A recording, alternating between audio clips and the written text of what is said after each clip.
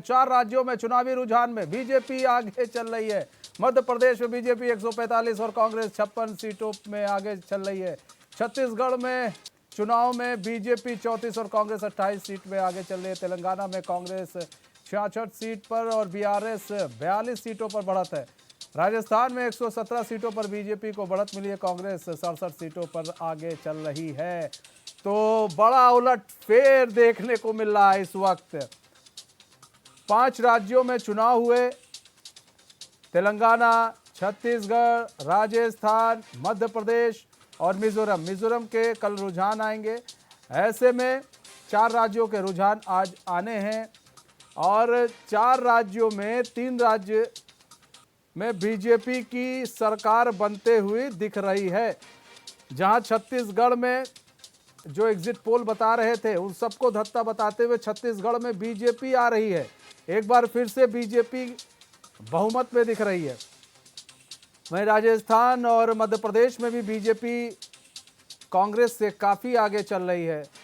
और अगर हम तेलंगाना की बात करें तो वहां पर कांग्रेस आगे है, लेकिन इन सब के बीच जो सबसे बड़ी बात यह है, तेलंगाना में बीजेपी भी अपनी एक अच्छी पैठ बना रही है।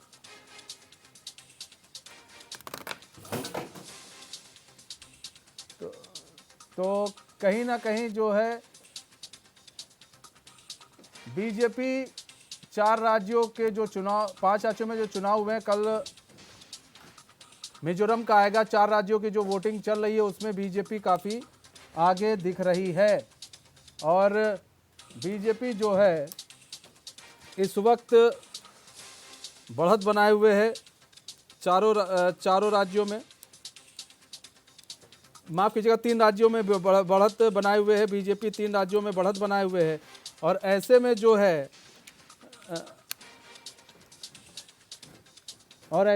है यहाँ पर अगर बात करें छत्तीसगढ़ में ये अनुमान लगाया जा रहा था छत्तीसगढ़ में कि बीजेपी वहाँ पर कांग्रेस जो है वहाँ पर कांग्रेस आ सकती है, लेकिन ऐसा होता हुआ दिख नहीं रहा है।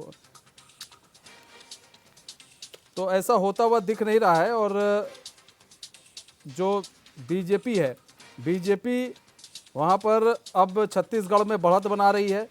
और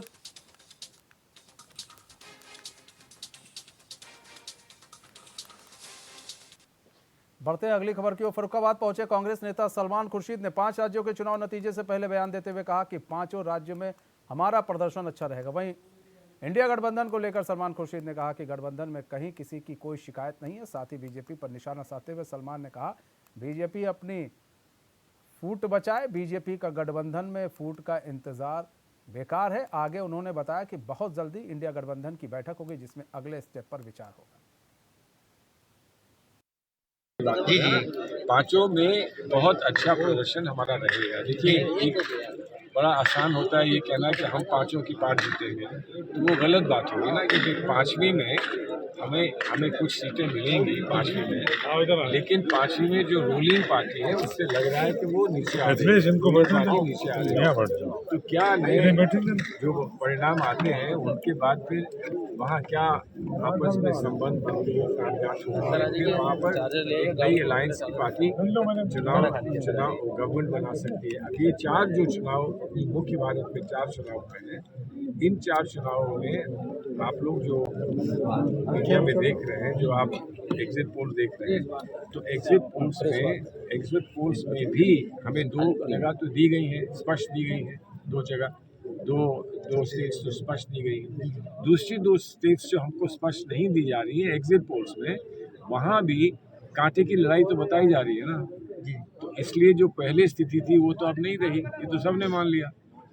अब हम सरकार बना ही लेते हैं कि नहीं बनाते हैं, ये 3 तारीख को स्पष्ट हो जाएगा। तो देखिए एक बार फिर से जो है बीजेपी, ये आप तस्वीरें देखिए, ढोल नगाड़ों की तस्वीर है, वो बजने शुरू हो गए क्योंकि राजस्थान और मध्य प्रदेश में तो बीजेपी सरकार बनाते हुए दिख रही है। छत्तीसगढ़ में भी बीजेपी काफ़ी आगे चल रही है। और ऐसे में कहा जा रहा है कि 3 राज्यों में बीजेपी आ रही है। तेलंगाना में कांग्रेस ने प्रदर्शन अच्छा किया है, तेलंगाना में कांग्रेस सरकार बना सकती है। बीआरएस पीछे चल रही है तेलंगाना में, लेकिन वहाँ भी बीजेपी ने अच्छा प्रदर्शन किया है। वहाँ भी बीजेपी जो है 8 से 12 सीटें ला सकती है। तो ऐसे में ये कहा जा रहा है कि बीजेपी का ओवरऑल प्रदर्शन काफ़ी अच्छा रहा है। जो इसे कई लोग कह रहे थे इसे सेमीफाइनल के रूप में देखा जा रहा है, कोई लोग अलग अलग तरह की प्रतिक्रिया दे रहे थे। लेकिन सवाल यह है कि आखिर राजस्थान और मध्य प्रदेश में ऐसा क्या हुआ कि कांग्रेस काफ़ी पीछे हो गई और कांग्रेस की वहाँ पर जो स्थिति है बदतर हो गई। उसके पीछे की अगर हम मध्य प्रदेश की बात करें तो हमने देखा चुनाव के से पहले वहाँ पर कमलनाथ ने इंडी गठबंधन को किनारे कर दिया, साइडलाइन कर दिया, और वहाँ पर जो है इंडी गठबंधन को साइडलाइन करते हुए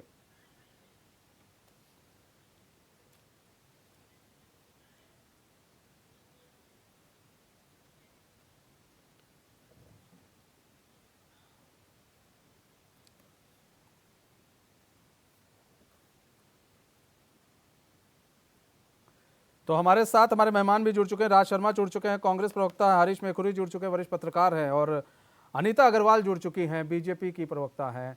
आप सभी मेहमानों का बहुत बहुत स्वागत है। राज शर्मा जी, क्या हो गया राज शर्मा जी, ये राजस्थान, मध्य प्रदेश, छत्तीसगढ़, ये सब हाथ से निकलते हुए दिख रहे हैं सर? नहीं, अभी कहाँ, अभी जो सीट है वो सिर्फ 100, 60, 65, 70 वोटों से आगे पीछे है। कोई अभी ऐसा कुछ पोस्टल बैलेट ही अभी चल रहे हैं, अभी ऐसा कुछ नहीं हुआ है। कोई ऐसा नहीं है कि 2000, 3000, 1000 या 500 से भी आगे चल रही हो कोई। ये 60 vote, 65 vote, 38 vote, 28 vote, 25 vote, ऐसे वोटों से आगे चल रहे हैं।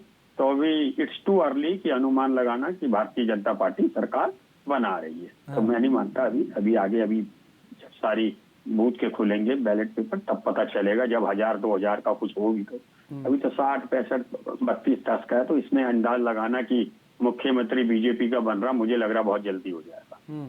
राज भाई, इतने सुस्त आप दिखते नहीं है, लेकिन आज सुस्त है आप, क्योंकि आपको भी लग रहा है कि कुछ गड़बड़ है, इसलिए। क्योंकि इतने सुस्त कभी आपको हमने तो नहीं देखा है अपनी लाइफ में, जब से मैं आपको जानता हूँ। नहीं, अभी चुस्त भी हो जाएंगे, कोई दिक्कत नहीं है।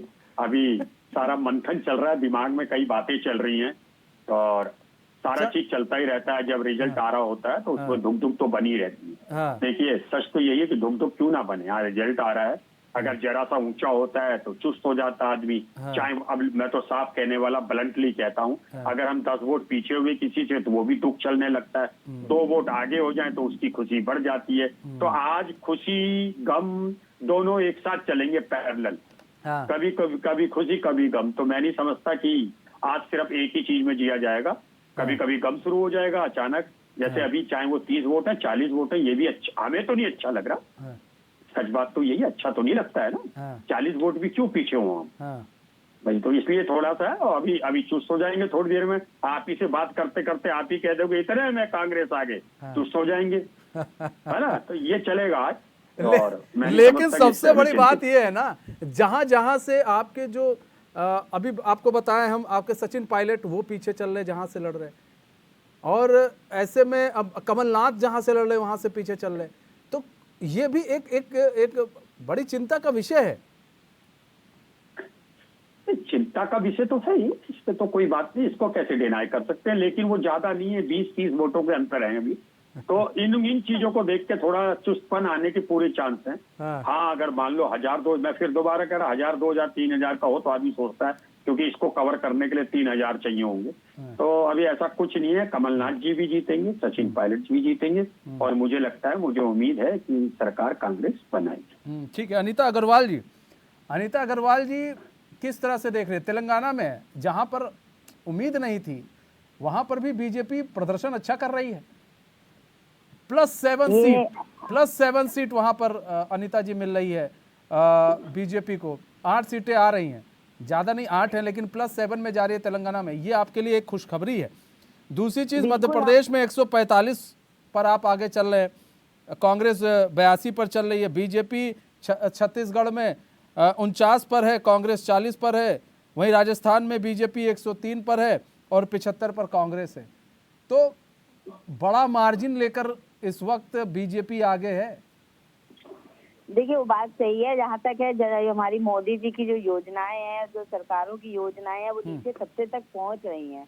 जनता खुश है, जनता प्रसन्न है, और जनता का हम शुक्रिया अदा करते हैं कि उनका हम पे भरोसा है और हमें जनता पे भरोसा है। हम पहले भी ये कहते थे कि हमें अपनी जनता पे भरोसा है। हम लोग काम कर रहे हैं, क्योंकि ये लोग कहते थे कि भारतीय जनता पार्टी के कार्यकर्ता हमेशा 24 आवर्स चुनाव के मूड में ही रहते हैं। भारतीय मतलब उनका ये है कि पूरे साल वो चुनाव, क्योंकि हम पूरे साल चुनाव के मूड में नहीं रहते, हम पूरे समय सब लोग जनता के बीच में रहते हैं, जनता का कार्य करते हैं और जनता समझती है। चाहे भाजपा का एक कार्यकर्ता जनता के बीच में रहता है। इसी वजह से जनता के पास जो योजनाएं पहुंचती है, जनता खुश है, जनता का ही शुक्रिया अदा है जो मोदी जी सरकार को, वहाँ की प्रदेश की सरकार को डबल इंजन की सरकार बनाना चाह रही है।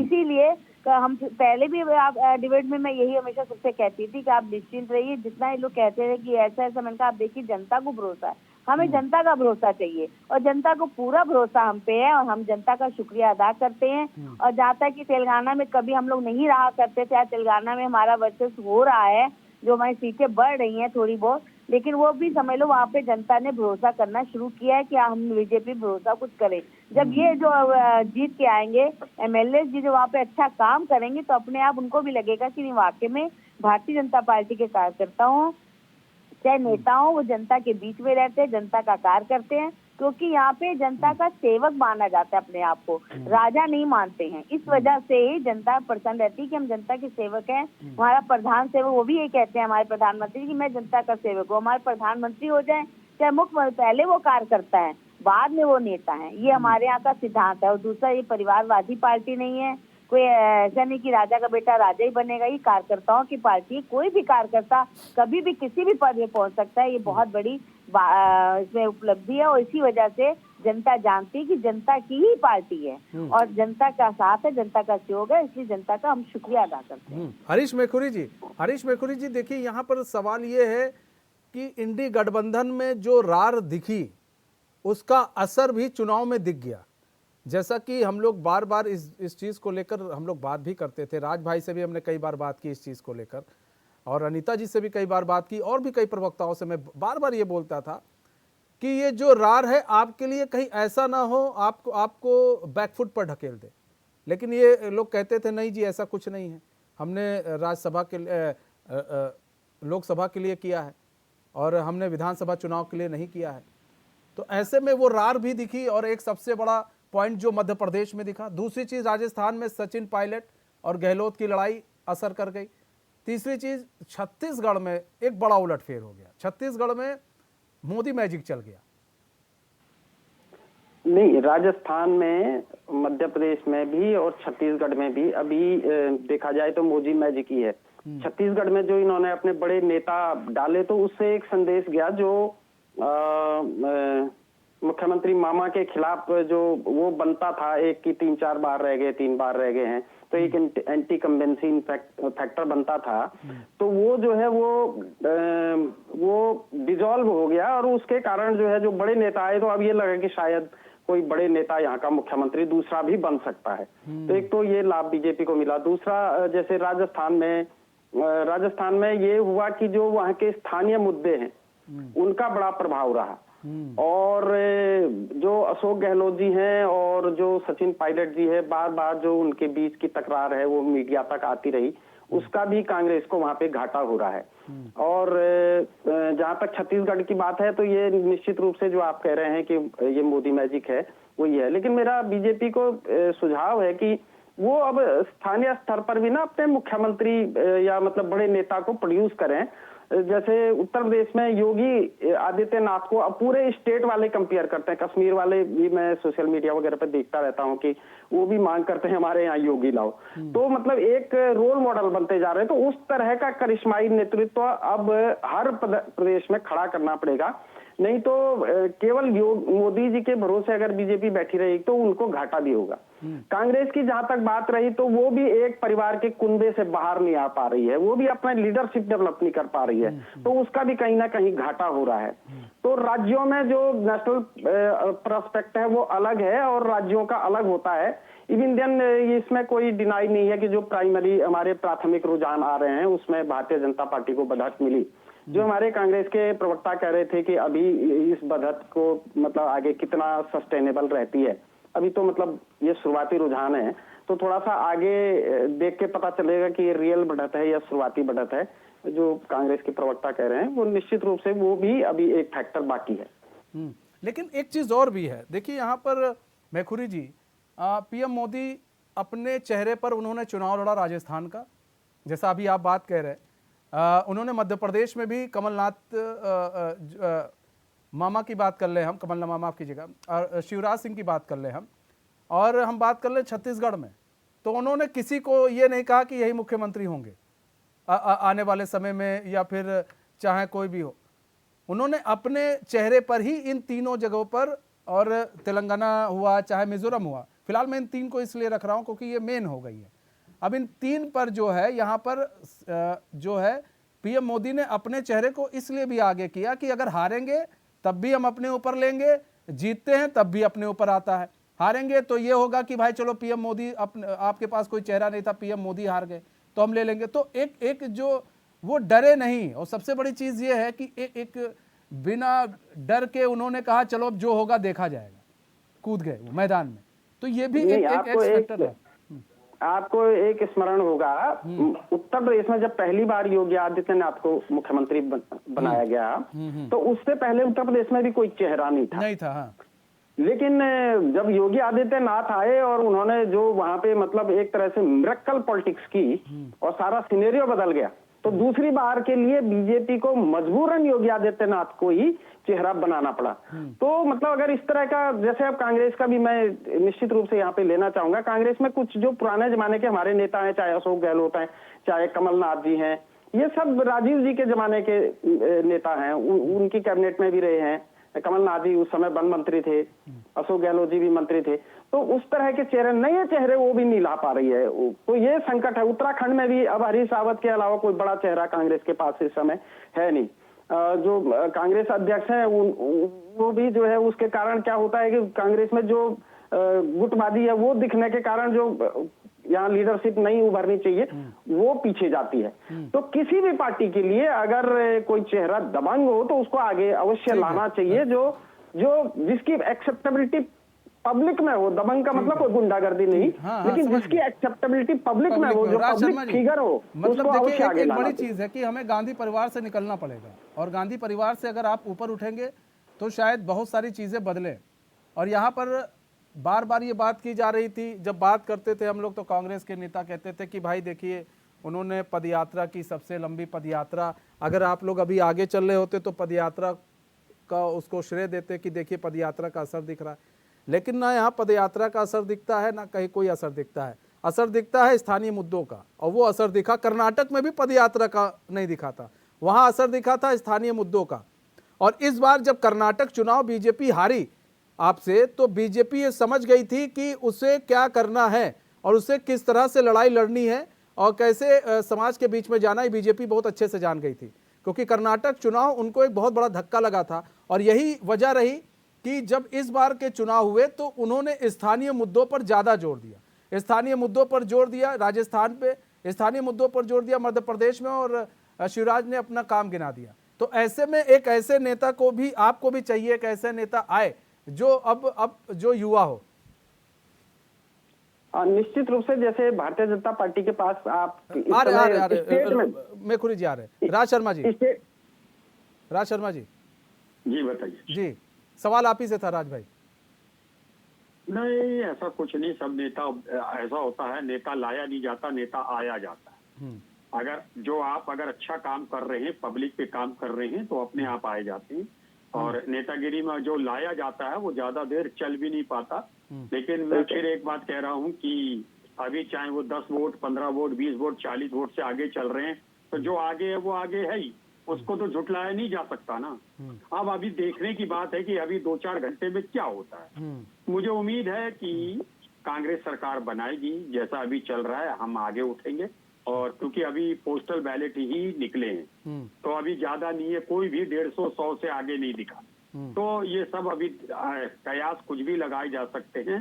लेकिन मैं आपको एक बात जरूर कहूंगा कि जैसे अब मैं कांग्रेस का हूँ, मुझे अच्छा नहीं लगेगा, नेचुरल अच्छा लगना भी नहीं चाहिए। मैं तो कहता हूँ चाहे एक एक वोट से आगे चले, मेरे प्रत्याशी आगे चले। अब इसकी समीक्षा कब की जाएगी? जब 4 घंटे बाद बिल्कुल दिखने लगेगा कि अब क्या होगा, तब जाके कुछ कहने के योग्य हम भी रहेंगे।